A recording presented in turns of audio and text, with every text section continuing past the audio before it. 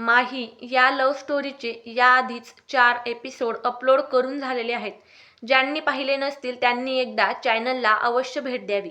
आज रविवार, ऑफिसची सुट्टी होती. माहीला शांती सदनमध्ये जायचं होतं. तिने सकाळचं सगळं काम पटापट आटपून घेतलं, कारण संध्याकाळी मीराला पार्कमध्ये घेऊन जायचं होतं.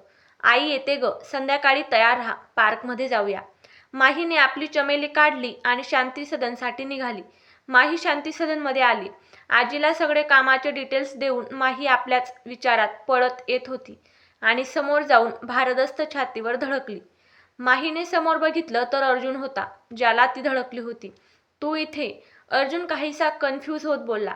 माहीने त्याच्याकडे बघितलं आणि काहीच उत्तर न देता तिथून पळाली. मिस देसाई, माही थांब. अर्जुन माहीला आवाज देत होता. त्याच्या प्रश्नाला उत्तर न देताच तिथून सरळ पळत खाली उतरायचं म्हणून पायऱ्यांकडे वळाली. माही पळ, ड्रॅकुला यायचा आणि कुरकुर करायचा. आपल्याला मीराला घेऊन बाहेर जायचं आहे, उगाच काम सांगून अडकवायचा. तिला पळताना बघून राग येत होता. माही थांब, मी तुझा बॉस आहे, मिस देसाई. तो काही बोलणार तेवढ्यात माही म्हणाली, सर, हे तुमचं ऑफिस नाहीये तुमचं ऐकून घ्यायला. तुम्ही मला असं ऑर्डर नाही देऊ शकत. म्हणत माही तिथून पळाली. माहीने चमेली स्टार्ट केली आणि घराकडे जायला निघाली. बाप्पा, तुला हेच घर, हेच ऑफिस आणि हाच ड्रॅकुला भेटला होता का मला जॉब द्यायला? नको म्हणता म्हणता हाच काय येतो नेहमी माझ्यासमोर. सदा न कदा फक्त फुसफुस करत असतात. नेहमीच राग असतो यांच्या चेहऱ्यावर. हसता पण येत नाही यांना. तर माही मनातच बडबड करत गाडी चालवत होती. माही घरी आली. मीरा तयारच होऊन बसली होती. आईने सगळ्यांसाठी गरमागरम चहा केला. चहा पिऊन सगळे पार्कमध्ये फिरायला गेले. असेच एकामागून एक दिवस जात होते. शांती सदनमध्ये कधीतरी माही आणि अर्जुन समोरासमोर यायचे, पण माही तो दिसला की एक तर रस्ता बदलायची किंवा पडून तरी जायची, पण बोलणं वगैरे काहीच नसायचं. दुसऱ्या दिवशी, बापरे, आज कशी काय मी इतका उशिरापर्यंत झोपले. उठा लवकर माही, नाहीतर उशीर व्हायचा शांती सदनला जायला. माही घाईघाईतच फास्ट रेडी झाली. मीराला बाय करून शांती सदनला पोहोचली. चमेलीला पार्क करून धावत पळत आतमध्ये दाराजवळ येऊन थांबली आणि समोर डोळे मोठे करून बघत होती. अर्जुनच्या घराचा कुत्रा समोर उभा होता. हा तर नेहमी तिकडे घराच्या मागच्या साईडनेच असतो ना, आजच काय इकडे पुढे आला? माही मनात विचार करत होती आणि घाबरून त्याच्याकडे बघत होती. आधीच एवढा उशीर झाला आहे, त्यात आता हा समोर. कसं जायचं आतमध्ये? माही एकटक त्याच्याकडे बघत होती. तो पण तिच्याकडे नजर रोखून बघत होता. तो अगदीच दारात उभा होता. माही घाबरत घाबरत भिंतीच्या साईडने गेली. माही पुढे सरकली तसा तो पण पुढे सरकला. शू शू, माही हात झटकत बोलली. तिचे ते हावभाव बघून तो पण आता जोराने भुंकायला लागला. त्याचे जोरजोराने भुंकणे ऐकून माहीची मात्र घाबरगुंडी उडाली.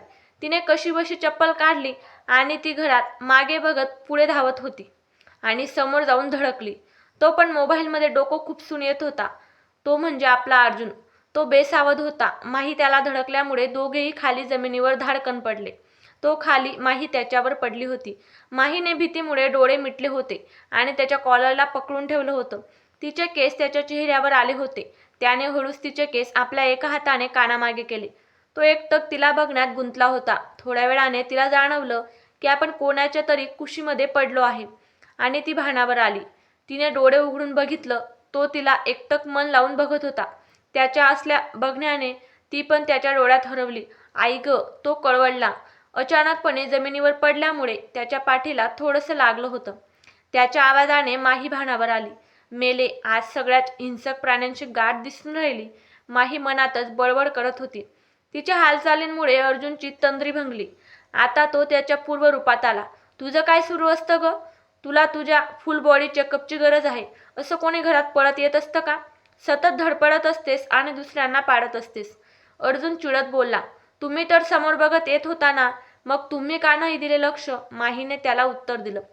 तुला नाही वाटत आपण हे उठून बसून पण बोलू शकतो की इथेच भांडणार आहे आता? मी भांडते? मी? सुरुवात तुम्ही केली ना, आणि मी काय मुद्दाम नाही धडकले. तिथे दाराजवळ कुत्रा होता. तो मला बघून खूप भुंकायला लागला. मला भीती वाटली म्हणून मी अशी पळत आले आतमध्ये. तुझ्यावरच कसे काय सगळे कुत्रे भुंकतात? अर्जुनला आता खूप हसायला यायला लागलं. खूप कंट्रोल करूनही त्याला आपलं हसू कंट्रोल करणे जमले नाही आणि तो जोरजोराने हसायला लागला. ती मात्र डोळे मोठे करून त्याच्याकडे बघत होती. याला हसता पण येतं. किती गोड दिसतो ना ड्रॅकुला हसताना. ही काही तुझी परमनंट जागा नाहीये बाई, उठा आता. खूप अवघडलो मी या पोझिशनमध्ये, अर्जुन त्रासिक सुरात म्हणाला. हो म्हणत एका हातावर बॅलन्स करत ती उठायचा प्रयत्न करत होती.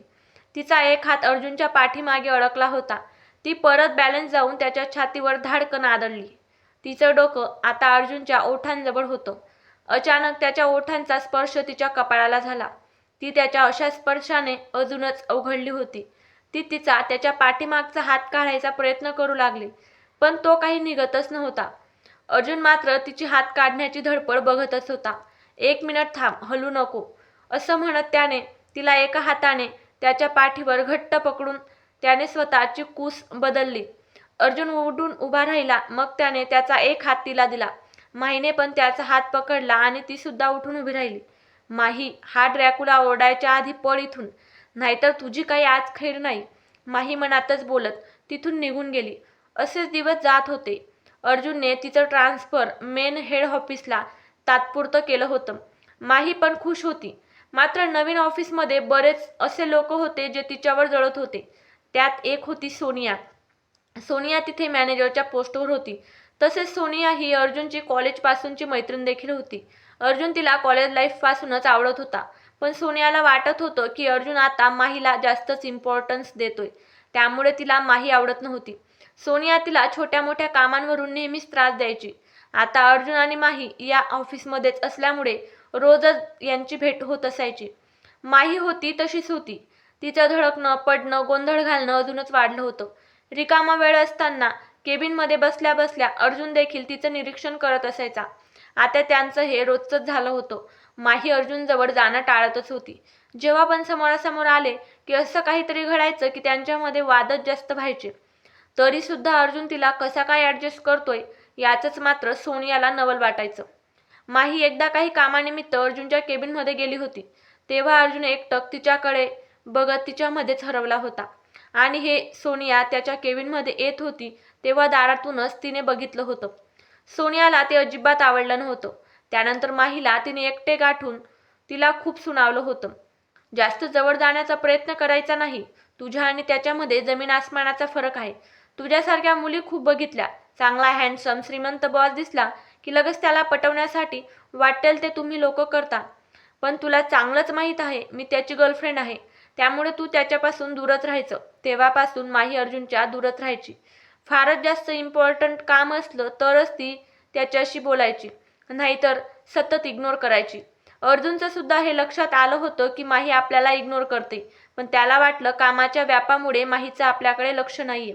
गणपती जवळ आले होते. शांती सदनमध्ये मातीचे गणपती बनवायची तयारी चालली होती. माई देखील कामानिमित्त शांती सदनला गेली होती. मातीचा गणपती तर बनवायचा होता, पण माती अर्जुनच्या रूममधल्या बाल्कनीमध्ये होती आणि कोणाचीच हिंमत नव्हती की तिथून माती आणायची. सगळ्यांनी माहीलाच पुढे केलं. माती आणण्यासाठी माही हळूच दबकत त्याच्या रूममध्ये माती आणण्यासाठी गेली. अर्जुन मात्र वॉशरूममध्ये गेला होता. तेवढ्यात माती घेऊन येऊ असं माहीचा विचार होता. माही माती भरण्यात गुंग होती. तेवढ्यात अर्जुन वॉशरूममधून बाहेर आला आणि हळूच माहीच्या मागे जाऊन बसला. माही कुंडीतील माती घेत होती. काय करते आहेस? अर्जुन हळूच प्रेमाने बोलला. माहीला वाटलं दुसरं कोणीतरी असेल. दिसत नाही का माती घेत आहे? माही कुंडीतच बघत बोलली. कशासाठी? अर्जुनने पुन्हा हसत विचारलं. बाप्पांची मूर्ती बनवायची आहे. डिस्टर्ब करू नका मला. माझं काम करू द्या. तो ड्रॅकुला वॉशरूममध्ये आहे. बाहेर यायच्या आधी मला माती घेऊन जायचं आहे. हे असं एक एक मुठीत किती वेळ माती नेशील? तो ड्रॅकुला बाहेर येऊन जाईल तेवढ्या वेळात. अर्जुन पुन्हा मस्करीच्या स्वरात बोलला. हो ना, मग काय करू? आणि हळू बोला ना, त्या खडूसला ऐकू जाईल. माही हळू आवाजात बोलली. हा घे टप. तो एक टप कुंडीजवळ ठेवत बोलला. अरे छान आयडिया आहे ही. मला का नाही सुचली आधी? डोकं वापरावं लागतं त्यासाठी. अर्जुन पुन्हा हसत बोलला. अरे 1 मिनिट, घडी दाखवा, किती वाजले ते बघू द्या. तिने टबमध्ये माती ठेवत त्याच्या हातामधली घडी बघितली. अरे ही तर त्या खडूच्या घडीसारखी घडी आहे. का घेतली त्याची घडी? लगेच काढून ठेवा तिथे, नाहीतर तो खडूस ओरडायचा, असं म्हणत तिच्या डोक्यात काहीतरी प्रकाश पडला आणि तिने वळून मागे बघितलं. तुम्ही तुम्ही काय करत आहात तिथे? माही घाबरतच उभी होत बोलली. घाबरल्यामुळे तिच्या हातातली माती चुकून हवेत उडाली आणि तिच्या डोळ्यात गेली. ती बाहेर जातच होती की अर्जुनने तिचा हात पकडला. सोडा माझा हात. हात का पकडला आहे? तुमच्यासारख्या सभ्य मुलाला असे एकट्यात मुलीचा हात पकडलेला शोभत नाही. सोडा म्हणते ना. डोळ्यात काहीतरी गेलं आहे, मला पुसायचं आहे. ती हात सोडवत म्हणाली, तू स्वतःला काय समजतेस का? कुठली परी किंवा राणी? मला हौस नाहीये तुझा हात पकडायची. तुझे हात आधीच मातीचे भरलेले आहेत. मी काढतो तुझ्या डोळ्यातली माती. त्याने तिच्या डोळ्यावर हळूवार फुंकर मारत डोळ्यातली माती काढली. माही जायला वळली तेवढ्यात, माती का घेतली होती? अर्जुन ओरडला. मूर्ती बनवायला. मला माहीत आहे तुमचा देवावर विश्वास नाही, पण आमचा सगळ्यांचा आहे, त्यामुळे प्लीज माती घेऊ द्या.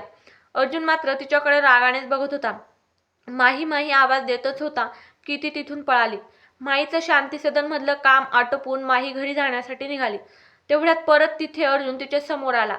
माही, अर्जुनने आवाज दिला. बापरे, आता हा परत का आला? तिला टेन्शन आलं. बावळट, अर्जुन माहीला म्हणाला. तुमची हिंमत कशी काय झाली मला बावळट म्हणायची? जशी तुझी हिंमत होते मला ड्रॅकुला आणि खडूस म्हणायची.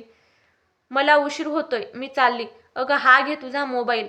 तिने त्याच्या हातातून तिचा फोन घेतला, बॅगमध्ये टाकला आणि चमेली स्टार्ट करून निघाली.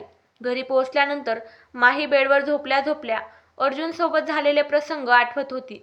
ते आठवून तिच्या चेहऱ्यावर स्माईल पसरली आणि तिचं लक्ष मीराकडे गेलं. ती स्वप्नातून लगेच वास्तवात आली. माही ड्रॅकुलापासून दूर राहायचं. आपल्या आयुष्यात पतीचे सुख लिहिलेलं नाहीये. तिच्या डोळ्यात लगेचच पाणी आलं आणि विचार करता करताच ती झोपी गेली. अर्जुनच्या घरी सोनिया अर्जुनची गर्लफ्रेंड आहे हे आता माहीत झालं होतं. अर्जुन सकाळी ऑफिसला जायला निघाला की लगेच त्याच्या आईने टोकलं. अर्जुन, आम्हाला कळलं आहे की तुझ्या ऑफिसमध्ये तुझी एक गर्लफ्रेंड आहे. काय तिचं नाव? सोनिया. तुम्ही बाहेर सुद्धा फिरता, त्यापेक्षा सोबत लग्न करून घ्या. तसं पण तुझं लग्नाचं वय झालं आहे. तुझ्यानंतर आकाश आणि श्रेयाचं पण लग्नाचं बघावं लागेल. अरे तुम्ही हे काय सकाळी सकाळी लग्नाचं परत सुरू केलं? मला लग्न करायचं नाहीये. इतकं स्पष्ट बोलून सुद्धा तुम्ही माझ्या मागे का लागतात? मी लग्न करणार नाही. कोणी माझी गर्लफ्रेंड असली तरी देखील मला जर गरज वाटली तर मी लग्न न करताच लिव्ह इन मध्ये राहील. अर्जुन चिडून बोलला. मला काही एक ऐकायचं नाहीये. गणपती पूजेमध्ये त्या सोनियाला पण घरी बोलव. त्यानिमित्ताने आम्हाला देखील तिला भेटता येईल. आई देखील त्याला वैतागून बोलली. आजचा हा छोटासा भाग देखील इथे संपतो. बघूया आता अर्जुन सोनियाशी लग्न करतो की माहीशी, कारण त्याच्या घरचे त्याचं लग्न सोनियाशी जबरदस्ती लावण्याचा प्रयत्न करत आहेत. त्यात अर्जुन माहीबद्दलचं त्याचं प्रेम व्यक्त करू शकेल का? त्यासाठी तुम्ही चॅनल मात्र सबस्क्राईब करून ठेवा आणि बाजूची बेल आयकॉन देखील प्रेस करा, म्हणजे मी जेव्हाही पुढचा भाग अपलोड करेल तेव्हा सर्वात आधी तुम्हाला पाहायला मिळेल. लवकरच भेटूया पुढच्या भागात. तोपर्यंत धन्यवाद.